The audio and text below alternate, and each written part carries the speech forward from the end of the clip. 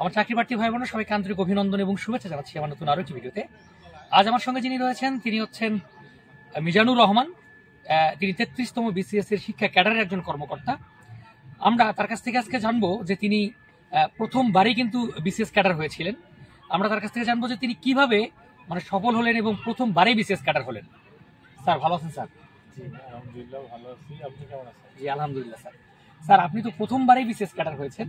আমাকে অনেকেই প্রশ্ন করে যে স্যার প্রথমবারে কি বিসিএস ক্যাডার হওয়া সম্ভব কিনা, এবং এই প্রথমবার বিসিএস ক্যাডার হওয়ার জন্য পড়াশোনার প্ল্যানটা বা স্ট্র্যাটেজি কেমন হওয়া উচিত? ধন্যবাদ আপনাকে। বিসিএস ক্যাডার হওয়ার জন্য প্রথমবার শেষবার এটা খুব একটা ম্যাটার করে না। আমার কাছে মনে হয় স্বপ্ন দেখাটাই বড়। আপনি স্বপ্ন দেখতে পারলে তারপর আপনার কাজ হলো স্বপ্নের পিছনে ধাবিত হওয়া। হ্যাঁ, তো বিসিএস ক্যাডার হওয়ার জন্য নর্মাল যে যোগ্যতাগুলো লাগে, মিনিমাম একটা গ্রাজুয়েশন ডিগ্রি। জি স্যার।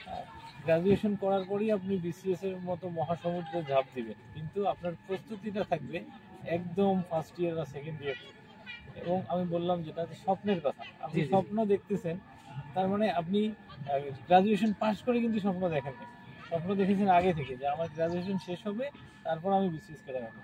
এই জন্য পড়াশোনাটা গ্রাজুয়েশন লেভেল থেকেই শুরু করা দরকার, এবং প্রত্যেকের বেসিক একটা নলেজ তো আছে, সেইটার উপরে ভিত্তি করে আপনার কোন দিকগুলো গ্যাপ আছে বিসিএস এর সিলেবাস ঘেটে দেখতে হবে যে আমার কোন কোন জায়গায় কোন সাবজেক্টগুলোতে আমি দুর্বল, সেই সাবজেক্টগুলো আগে থেকে পড়া শুরু করতে হবে। আর কিছু স্ট্র্যাটেজি ফলো করতে হবে যে যে বিষয়গুলোতে নাম্বার ভালো তোলা যায়, কিংবা যে সাবজেক্টগুলো আমাদের নর্মালি ইংরেজি, অঙ্ক, বিজ্ঞান এগুলোতে ভীতি থাকে, এগুলো কাটানোর জন্য আপনাকে আগে থেকে প্রস্তুতি নিতে হবে।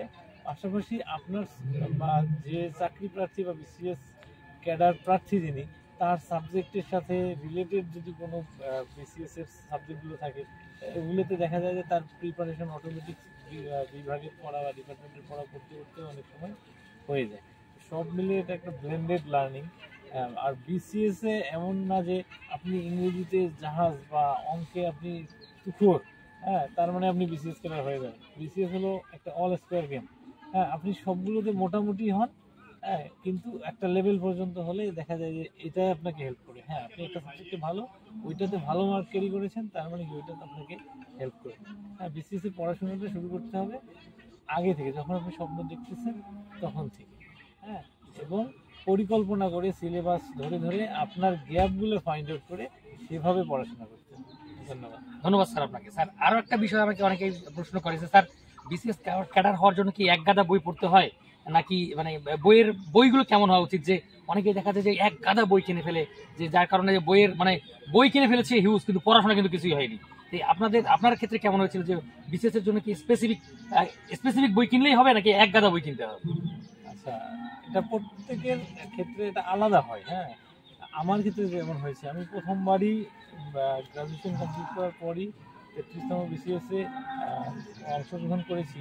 তার মানে আমার হলো গ্রাজুয়েশন বা ডিপার্টমেন্ট পড়াশোনার একটা ব্যাপার ছিল, তারপরে বিসিএস পরীক্ষার ব্যাপার। তো দেখা গেল যে আমার ডিপার্টমেন্টের পড়াশোনা বা ইউনিভার্সিটির পড়াশোনায় একটা সময় যেত, তারপর হলো বিসিএস এর পড়াশোনাটা। তো আমি কিন্তু সব বিষয়ে খুব ফাস্ট নলেজ অর্জন করতে পারি না। দেখা গেছে আমার যে বেসিক, এইটা আমাকে হেল্প করেছে। যে বিষয়গুলো আমার দুর্বলতা ছিল, যেমন গণিত, আমি রাষ্ট্রবিজ্ঞানী পড়েছি, অর্থাৎ আমার ইন্টারমিডিয়েটের পরে আর গণিতের সাথে কোনো আমার সম্পৃক্ততা নাই। তারপর হলো বিজ্ঞানের সাথে সম্পৃক্ততা নাই। তার মানে এই বিষয়গুলো আমি স্পেশালি পড়েছি। বইয়ের কথা বললেন যে এক গাদা বই, আমি সবসময়ই স্টুডেন্টদের পরামর্শ দিই, তোমাকে এক গাদা বই আগেই কেনার বা পড়ার দরকার নেই, যে প্রত্যেক সাবজেক্টের একটা করে বই কমপ্লিট করো। ঠিক বলছেন। তারপর তোমার যদি মনে হয় যে আমার আরো এডিশনাল নলেজ দরকার বা আরো এডিশনাল কিছু পড়া দরকার, তখন অন্য বই কালেক্ট করে পড়ো।